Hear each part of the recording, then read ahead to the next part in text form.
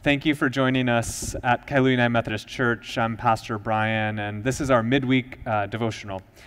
We're going through a sermon series, An Altar in the World, by following the book by Barbara Brown Taylor, An Altar in the World. And each week, we're asking our congregation to read 2 chapters. And so one of the chapters will be preached on Sunday morning, along with the scripture, and then the other will be included here in the midweek devotional. So this week, our chapter that we're looking at is the practice of experiencing pain, or as she also subtitles, breakthrough. I was talking to a friend of mine recently, and we were talking about leadership, and I was talking about an author that had impacted me somewhat. And that author describes leadership and learning in a 4-tiered model. And this isn't new. This author that I'm referring to pulled on a number of other business people as well. But basically, he says that everyone begins in what they're calling like a D1, discipleship 1, discipleship 2 they move to, and then 3, and then 4. And what that means is basically, I use the example of tennis. If you never knew that tennis was a sport, never seen it played, you're up kind of in this first tier. You don't even know that something exists. But the minute that you see tennis, you watch someone play it, you move into this new phase in a learning curve, or the learning tier. And that phase is that you know that you don't know how to do it, right? If you've never played tennis before, but now you've seen it, all you know is that what they're doing, but you have no clue what it actually means to do that. And then you move into this other tier of leadership or learning, and that tier is you know what you're doing, but you always have to think about it. And so I am at that stage. This is who I am when I play tennis, because when I play, I'm always thinking, am I putting topspin or backspin on the ball? Is my stroke right? Or how do I do my serve? All of those things, I'm thinking through every moment. But then there comes a stage in learning and in teaching when you are helping someone get to the point where they just do it automatically, kind of like by default. They don't think about what they're doing. Sure, they might practice it, but when it comes to game time, it just is what they do, who they are. And they don't think about what they're doing. You don't know something exists. You know that you don't know how to do it. You think about what you're doing at all times, and then you just don't even think about it, but you do it. The reason I bring that up is because in that description of how we might learn and develop and grow, and hopefully in areas of our life get to this place where we think without even, or do it without even thinking, is that there's this stage. And it usually happens from the time that you don't know how to do something, but you know it exists, and the time when you're trying to get to the point where you're learning to do it step by step. Those of you who have learned to try to play golf, any sport, tennis, especially those ones with these unique skill sets.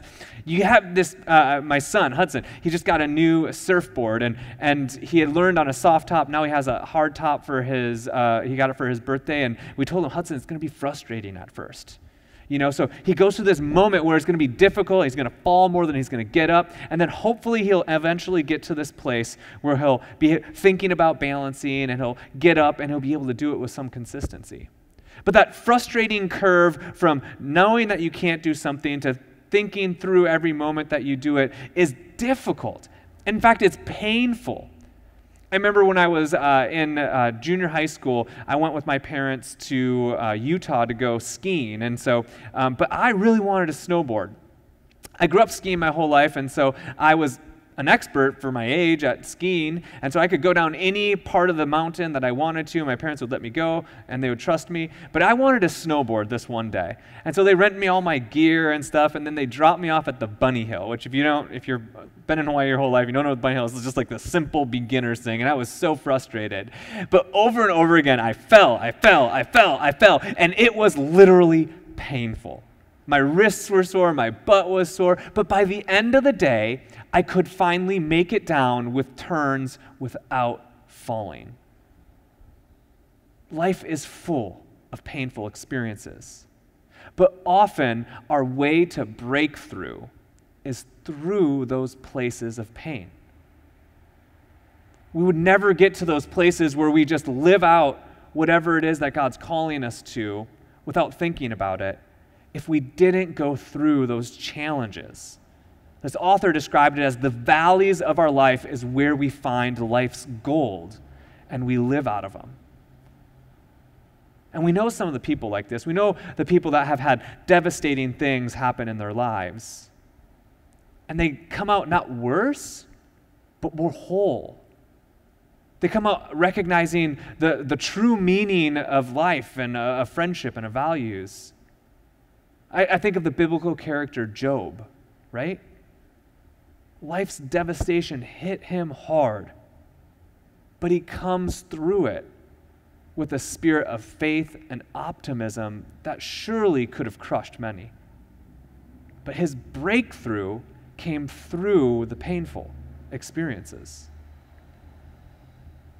This week, I want to invite you to pray, to journal, to talk with someone about that for you. Or to talk about someone that you've learned this from. Where in your life have you experienced pain that has given way to a breakthrough? And how might you live in that moment, pray to God about that time, journal about it, or talk to a friend about it? Because as much as we try to avoid hard things, if we don't fall, we can never learn to walk. If we don't cry, we can never truly learn to rejoice. I invite you to pray with me.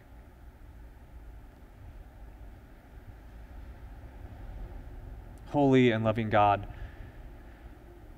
we each have places in our lives that our heart has broken. We've experienced trauma or pain, or the challenges and the difficulties of learning something new. Yet we know that in those, although difficult and painful, we often find your presence, and we find some of our greatest breakthroughs in our lives.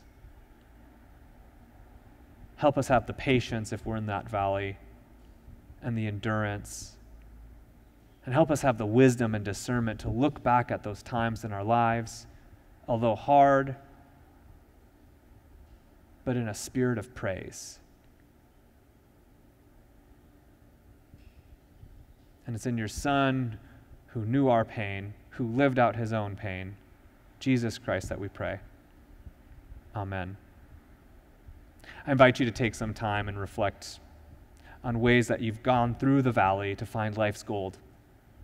See, Sunday, we're going to be talking about the practice of physical labor, or of carrying water, I should say, but the practice of learning to use our bodies and the things that we put ourselves to find God in the world. Until then, we'll see you later.